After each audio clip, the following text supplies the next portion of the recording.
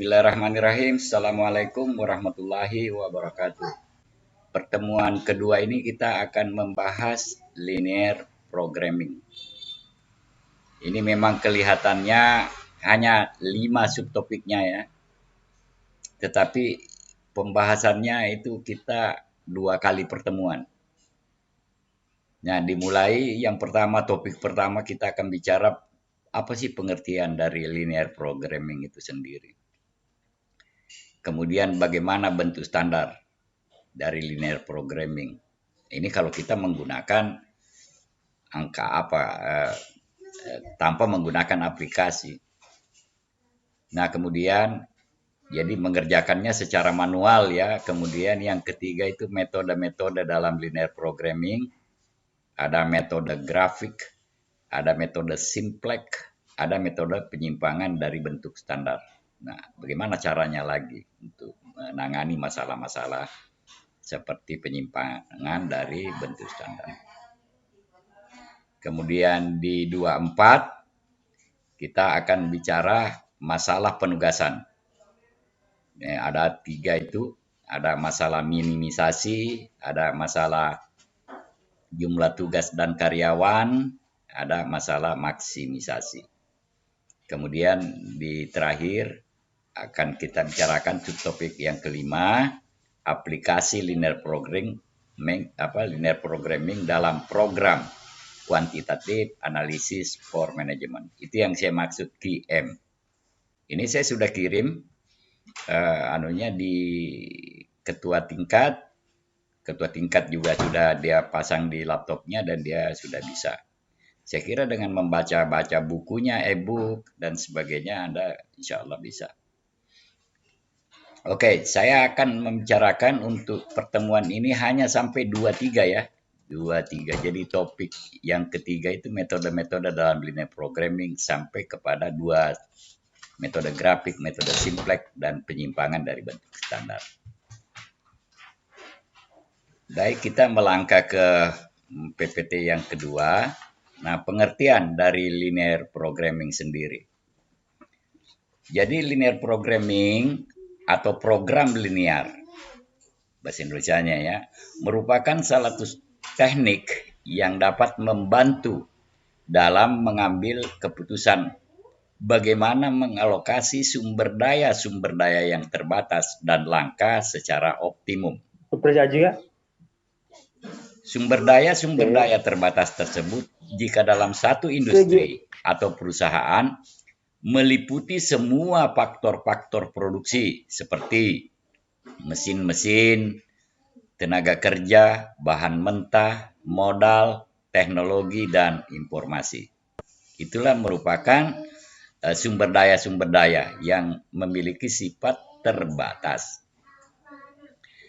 Nah, di masa 40 tahun yang lalu, linear programming itu telah diterapkan secara ekstensif dalam bidang militer, industri, keuangan, pemasaran, akuntansi, dan masalah-masalah pertanian.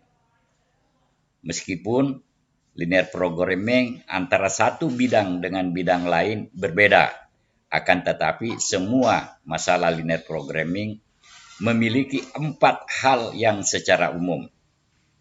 Yang pertama, problem atau masalah yang dijumpai adalah masalah maksimisasi atau minimisasi sebagai tujuannya atau fungsi tujuan.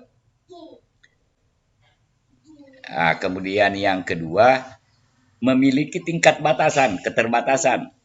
Jadi ada fungsi batasan untuk mencapai tujuan yang ingin dicapai atau fungsi tujuan. Yang ketiga, harus tersedia alternatif untuk menyelesaikan masalah. Yang keempat, hubungan matematika adalah linear. Asumsi dalam linear programming itu. Angka yang pertama ada 5 ya.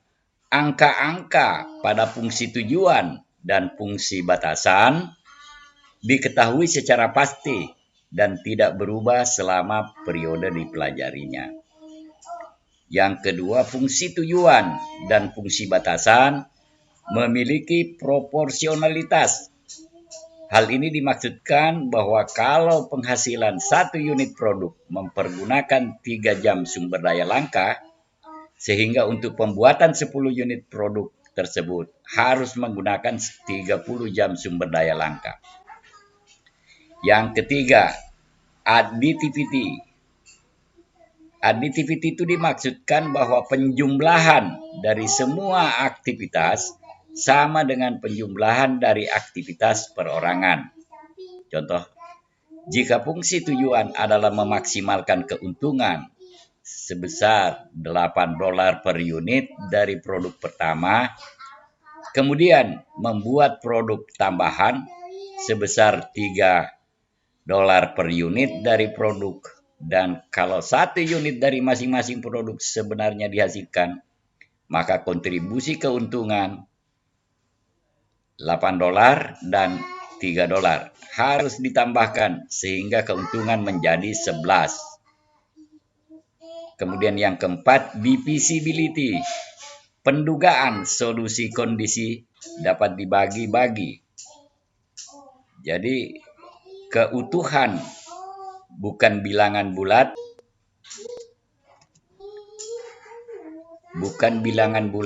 Angka dapat dibagi dalam bilangan pecahan.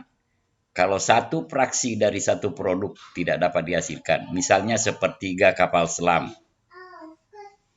itu divisibility. Jadi tidak bisa ini kalau sepertiga kapal selam, bukan kapal selam kalau sepertiga. Kemudian yang kelima, semua jawaban atau variabel non negatif. Jadi nilai negatif bagi kuantitas fisik adalah mustahil. Dapat dihasilkan suatu angka negatif dari kursi misalnya, meja, lampu, atau komputer. Jadi itu tidak ada artinya angka apa positif maupun negatif. Nah, kemudian kita masuk ke subtopik berikutnya, yakni bentuk standar linear programming. Bentuk standar dari model-model linear program terdiri dari beberapa fungsi, antara lain 4 fungsi. A. Fungsi tujuan. B. Fungsi batasan-batasan. Nah, fungsi tujuan adalah fungsi yang menggambarkan tujuan dari pengalokasian secara optimal sumber daya untuk memperoleh keuntungan maksimal atau biaya paling minimal. Sedangkan fungsi batasan adalah kapasitas yang sedia yang akan dialokasikan secara optimal ke berbagai kegiatan operasi perusahaan. Nah, ada bagaimana rumus dari fungsi tujuan. Kita lihat, maksimumkan Z sama dengan jumlah di mana N pangkat N itu di atas, di mana J sama dengan 1. Kemudian CJ dikali XJ. Nah, itu formulasi fungsi tujuan. Kemudian formulasi fungsi batasan, ini kita bisa lihat sigma N, di mana J sama dengan 1. AIJ itu lebih kecil, B1 dan seterusnya, di mana BI di mana I itu 1, 2, 3 sampai ke M. Sedangkan XJ itu adalah lebih besar 0, di mana J sama dengan 1 sampai ke N.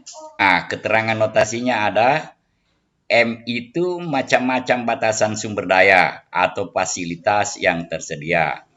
N macam-macam kegiatan yang menggunakan sumber daya yang tersedia. I adalah nomor setiap macam sumber daya yang tersedia. J adalah nomor setiap macam kegiatan yang menggunakan sumber daya. XJ tingkat kegiatan ke J. AIJ banyaknya sumber daya I yang diperlukan untuk menghasilkan setiap output dari kegiatan J. BI itu banyaknya sumber daya I yang tersedia untuk dialokasikan ke setiap kegiatan. Z adalah nilai yang dioptimalkan, maksimum atau minimum. Sedangkan CJ itu adalah kenaikan nilai Z apabila ada pertambahan tingkat kegiatan XJ dengan satu satuan unit atau merupakan kontribusi setiap satu output kegiatan J terhadap nilai Z. Nah, bentuk standar dari formula itu adalah fungsi tujuan fungsi batasan dapat dilihat pada tabel 21 berikut. Jadi tabel bentuk standar. Jadi kalau ada masalah tadi tinggal ini. Nanti angka-angka di AI, A11, A12. Jadi kita lihat, misalnya ada kegiatan di sini, kemudian ada sumber. Jadi ini sesungguhnya bisa juga dibagi dua kolom ini.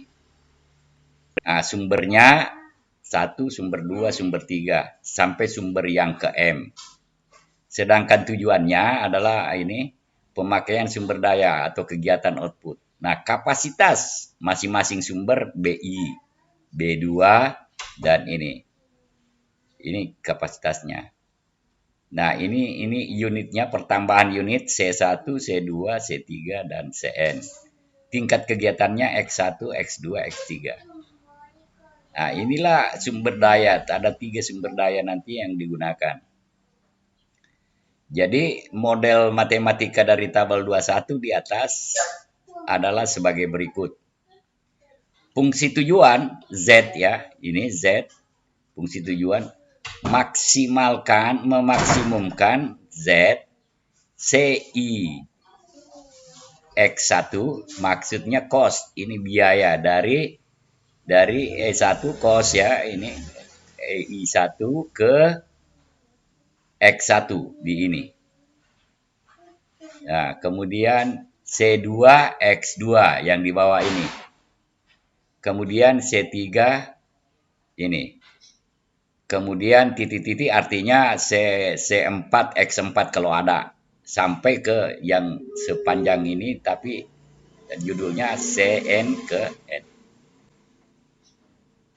Nah, kemudian fungsi batasannya ya ini A11 ya, X1.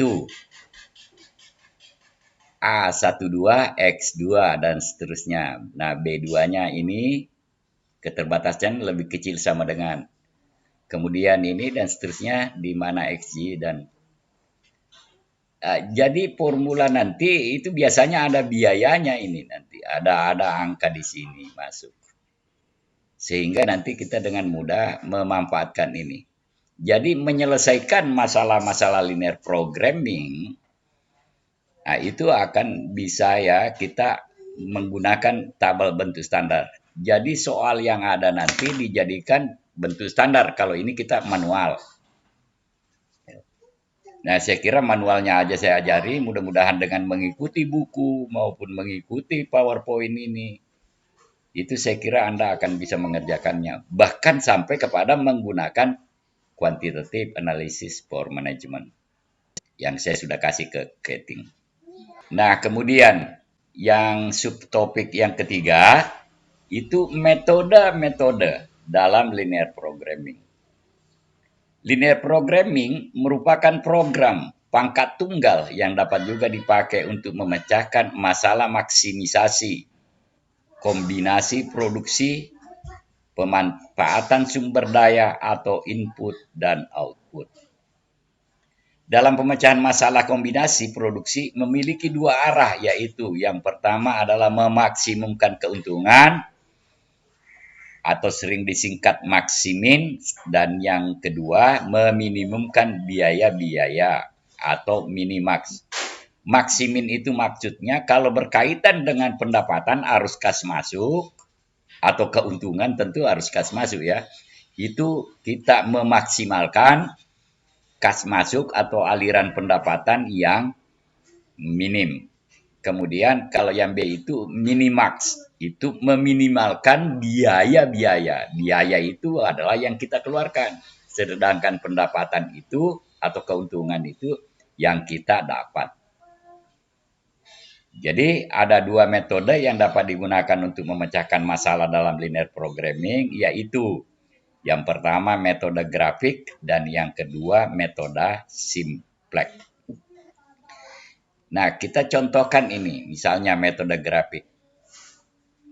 Jadi sebelum membahas langkah-langkah pemecahan masalah, perlu dikemukakan pengertian notasi-notasi atau tanda-tanda matematika yang akan dijumpai dalam metode grafik ini, yaitu X ini, tanda ini, ya, X lebih kecil sama dengan 1.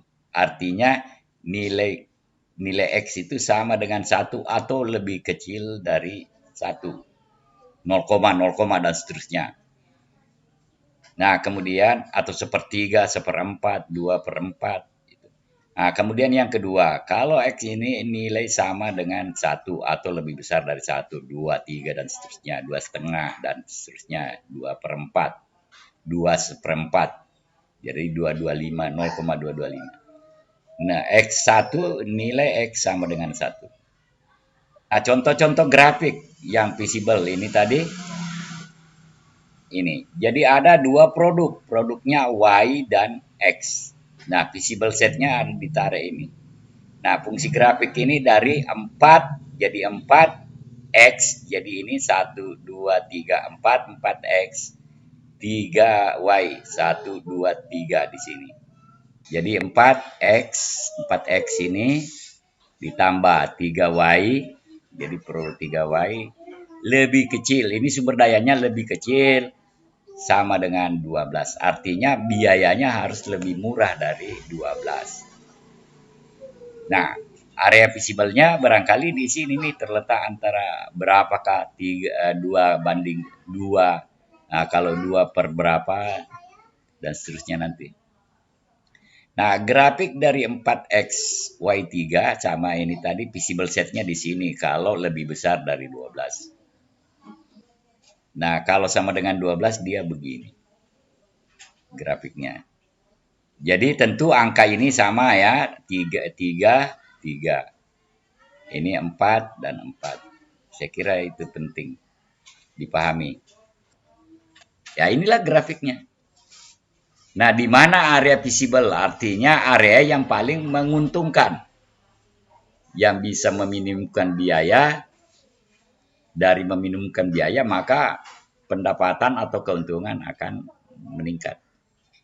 Sedangkan untuk grafik dengan lambang lebih besar dari 12, maka visible setnya adalah 3 lebih, 4 lebih di sini dia areanya. Nah, tapi kalau angkanya sama dengan, maka ini seperti ini kira-kira. Oke, langkah-langkah penggunaan metode linear programming dengan metode grafik. Ada 4 langkah yang harus dilakukan. Yang pertama, formulasi fungsi-fungsi tujuan dan fungsi batasan dalam bentuk persamaan matematik. Kemudian yang kedua, fungsi pertidaksamaan. Tadi pertidaksamaan itu maksudnya ada yang lebih besar sama dengan, ada lebih kecil sama dengan, itu namanya pertidaksamaan. Diubah menjadi fungsi persamaan. Dari notasinya ini jelas, lebih besar sama dengan atau lebih kecil sama dengan, menjadi sama dengan. Itu langkah kedua. Langkah ketiga, gambar fungsi-fungsi tersebut ke dalam satu sistem salib sumbu. Jadi ada vertikal, ada horizontal. Nah, tersebut dalam satu sistem salib sumbu. Kemudian tentukan daerah atau area yang memenuhi batasan daerah tersebut dengan cara mengarsirnya. Ini diarsir yang ini. Yang ini. Diarsir. Inilah daerah visible. Nah, sedangkan untuk persamaan yang pertidaksamaan ini di luar yang diarsir. Nah, kalau sama ini saya kira tidak perlu diarsir. Inilah area visible-nya, kira-kira langsung tengah-tengahnya aja bagi 2. Nah, itu. Nah, kemudian yang keempat, mencari kombinasi optimal dengan jalan menyelesaikan secara matematik, ya, menghitung secara matematik persamaan fungsi batasan yang bertepatan dengan kedudukan optimal tersebut. Nah, contoh soal. Perusahaan sepatu Ardiles, sama ya di buku itu, memproduksi 2 macam produk. Jadi sepatu Ardiles ini dia membuat sepatu X1. dan juga membuat sandal dari Ardiles tadi. Nah, disebutlah dia X2. Jadi produknya itu X1 dan X2, yakni berupa sepatu dan sandal. Untuk membuat produk tersebut, perusahaan mempunyai 3 macam alat, yakni alat satu digunakan untuk menjahit bagian atas sepatu. Alat yang kedua atau mesin yang kedua digunakan untuk menjahit bagian atas sandal. Dan alat yang ketiga digunakan untuk membuat sol, baik untuk X1 atau sepatu maupun untuk sandal X2. Setiap membuat sepatu, mula-mula alat tersebut. Jadi alat satu memproses selama 4 jam. Dan tanpa melalui alat 2, langsung diproses pada alat 3 selama 4 jam. Sedangkan untuk membuat sandal, perusahaan menggunakan alat 2 selama 5 jam dan pada alat ketiga selama 3 jam. Jam kerja maksimum untuk alat 1 atau batasannya adalah 16 jam. Alat 2 adalah 30 jam dan alat 3 selama 24 jam. Kontribusi keuntungan masing-masing untuk sepatu sebesar 5.000 dan sandal 4.000. Dari data di atas, carilah kombinasi produk yang paling optimal. Nah, ini soalnya. Nah, sekarang dari soal itu kita masukkan ke tabel tadi. Ini. Jadi menganalisis soal dan memasukkan dalam tabel bentuk standar. Ya tadi formulasi bentuk standar, fungsi tujuan dan fungsi batasan dalam bentuk formula matematika sebagai berikut. Lihat tabel 2. Jadi jenis produknya ini sepatu dan sandal. Dan kapasitas setiap mesinnya di sini. Nah, alatnya terdiri mesin 1, mesin 2, mesin 3. Keuntungannya untuk sepatu 5, ya, sedangkan untuk sandal 4. Masukkan sini. Jadi ini cara membacanya. Nah, untuk membuat sepatu kita menggunakan alat 1 yang membutuhkan untuk sepatu itu 4 jam dan kapasitas alat 1 ini 16. Jadi untuk alat 1 itu dia hanya sepatu, tidak ada sandal. Nah, alat 2 tidak ada sepatu tetapi hanya sandal. Nah, kapasitas maksimumnya 30 jam. Alat yang ketiga atau mesin ketiga itu dua-duanya, baik sepatu maupun sandal. Di mana sepatu butuh 4 jam, kemudian sandal 3 jam. Kapasitasnya 24 jam, mesin 3 ini. Nah, caranya menghitung kalau Anda lihat nanti, ya coba lihat. Formulasi fungsi tujuan setelah bentuk standar ini, formulasi masalahnya kita bikin lagi. Fungsi tujuan, itu memaksimumkan 5X ini, 5X1 atau sepatu, dan 4X2 ditambahkan begini. Fungsi batasannya ini juga, nah ini penting ya, 1, 2. Fungsi batasannya alat 1, 4X tanpa melalui X, ini lebih kecil sama dengan, batasannya lebih kecil sama dengan 16. Alat 2, ini kita lihat, lebih kecil sama dengan 30. Ya, langsung 5X2. Sedangkan fungsi tujuannya 5X1 dan ini. Begini bentuknya. Jadi kita formulasi dulu dalam masalah itu, kemudian bikin fungsi tujuan dan fungsi batasan. Yang kedua, merubah pertidaksamaan menjadi persamaan sebagai berikut. Ini kan tadi lebih besar, dirubah aja menjadi sama dengan. Setelah itu yang ketiga mencari visible set. Nah, jadi coba lihat yang satu, 4X1 sama dengan 16. X1-nya 16 per 4. Ya, 16 bagi 4 ini. Karena X1-nya 16 per 4, maka X1-nya 4. Sedangkan yang kedua itu, ini yang kedua, X2. Nah, kalau begitu X2-nya 30 per 5. Jadi ini dibagi X, 30 dibagi X-nya. Berapa X-nya masing-masing. Sehingga X2-nya 6. Nah, kemudian ini dirubah juga. Yang ketiga ini 4x1 plus 3x2. Ini agak repot dicari. Makanya kita misalkan aja, jika X1-nya 0, berarti ini tidak ada, maka X2-nya berapa? Nah, ini tadi 4 itu kali 0, berarti kan X3, X2, 24. Dengan demikian untuk X2, 24 dibagi 3, karena ini 3, sama dengan 8. Kemudian cari lagi yang X2. Jika X2-nya yang 3 ini, jika X2 sama dengan 0, maka fungsi batasan 4X1. 3 kali 0 kan 0. Sehingga 4X1 sama dengan 24. Dengan demikian, 4X1 24 berarti X1-nya 24 dibagi 4. Sama dengan 6. Nah, kemudian masuklah dia dengan diketahui titik-titik ekstrim dari masing-masing fungsi, maka visible set-nya dapat digambarkan sebagai berikut. Ini sudah ada angka-angkanya semua. Jadi area visible-nya hanya ada di 4 ini, di ini. D, C, B, dan A. Inilah yang perlu diarsir. Ini area visible. D, di titik D boleh, tetapi kalau D saja berarti D-nya 4 berarti ininya 0. X-nya 4 di D ini. Nah, ini juga begitu. Nanti kita lihat. Nah, ini fungsi batasannya 6X2 dan 4X1.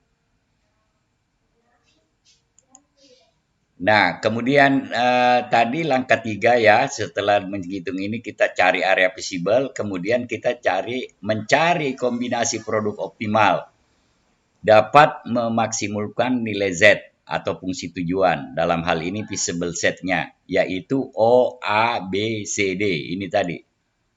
O, A di titik ini, B, C, dan D. Di sini area visible-nya ini. Ini bisa diarsir di sini. Ini yang dimaksud itu. Nah, kita bisa menghitungnya titik 0. Titik 0 tadi titik D yang di sini. Ya, kalau kita pada titik 0, nilai X1-nya sama dengan 0. Dengan demikian nilai Z-nya juga sama dengan 0.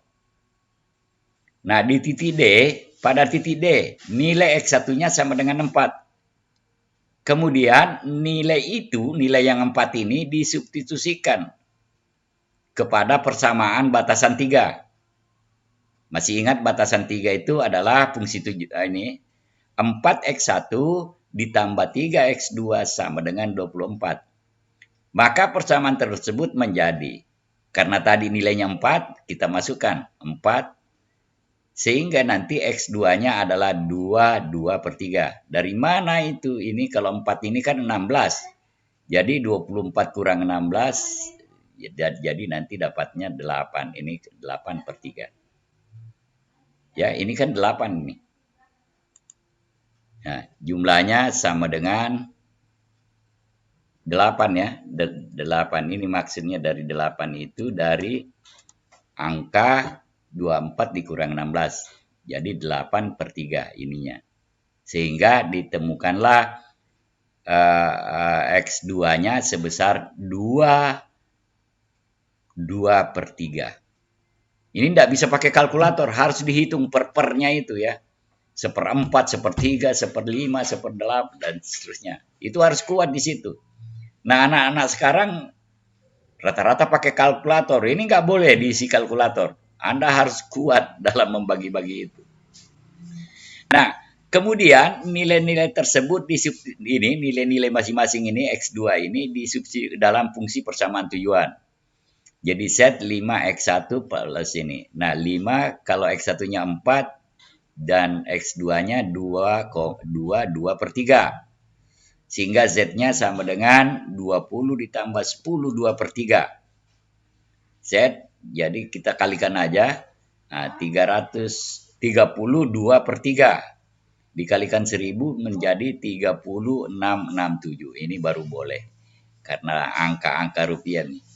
Jadi di 32/3. Nah, itu. Jadi titik C. Pada titik C, nilai X1 sama dengan 6. Dan titik yang C tadi yang visible area itu Kemudian nilai itu disubstitusikan ke persamaan batasan 3. Ini. Nah, persamaannya X2-nya menjadi 0. Jadi ini coba dimasukkan angkanya tadi, X1 itu tadi. Nah, sehingga dihitung 20 0. Jadi X2-nya 0. Kalau di titik C, fungsi keuntungannya hanya 30.000. Padahal kalau dia di titik 0, nilainya titik 0 itu Z. Jadi tidak ada keuntungannya nilai Z-nya. D itu ada keuntungan sebesar 30 dari kombinasi. Berarti X-nya 4, kemudian X1-nya 4 atau sepatunya 4, kemudian untuk sendalnya 2,2/3. 2/3. Nah, keuntungan yang bisa diperoleh 30.667. Nah, kalau yang ini kita masukkan lagi, maka dia di titik C, itu di titik C yang ini, titik C tadi yang di sini, ya.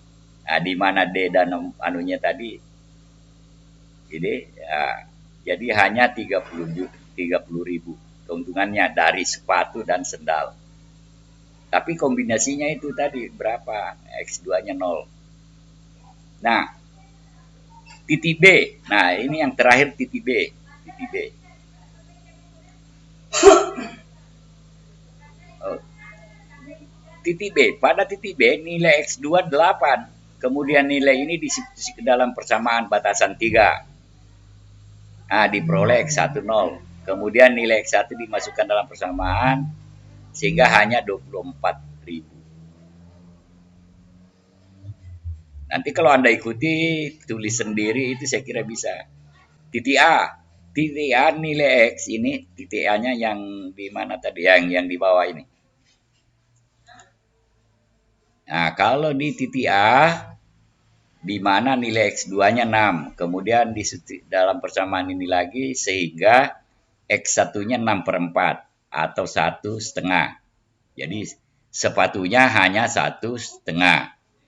Kemudian nilai tersebut disubstitusikan. Nah, keuntungannya 31.500.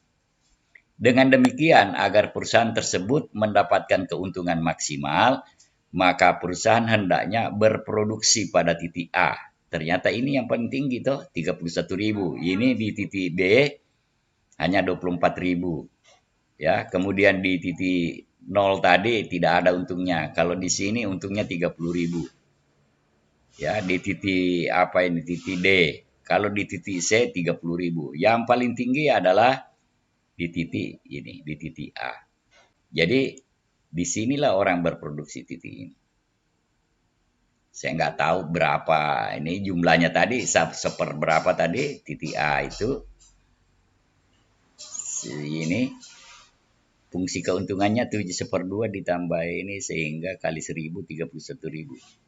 Nah, di mana di titik A itu memproduksi sepatu 1,5 saja, 1,5 lusin barangkali begitu ya. Sementara di sendal itu 6. Sehingga keuntungan maksimalnya 31.000. Di titik keuntungan yang paling tinggi. Sampai di sini dulu. Saya kira ketingnya sudah ambil ya. Nanti tolong diminta itu dan diisi di ininya masing-masing, di laptopnya. Saya kira itu, kurang lebihnya saya mohon maaf. Saya akhiri. Assalamualaikum warahmatullahi wabarakatuh. Dan selamat sore. Salam Waalaikumsalam sehat. warahmatullahi wabarakatuh. Selalu.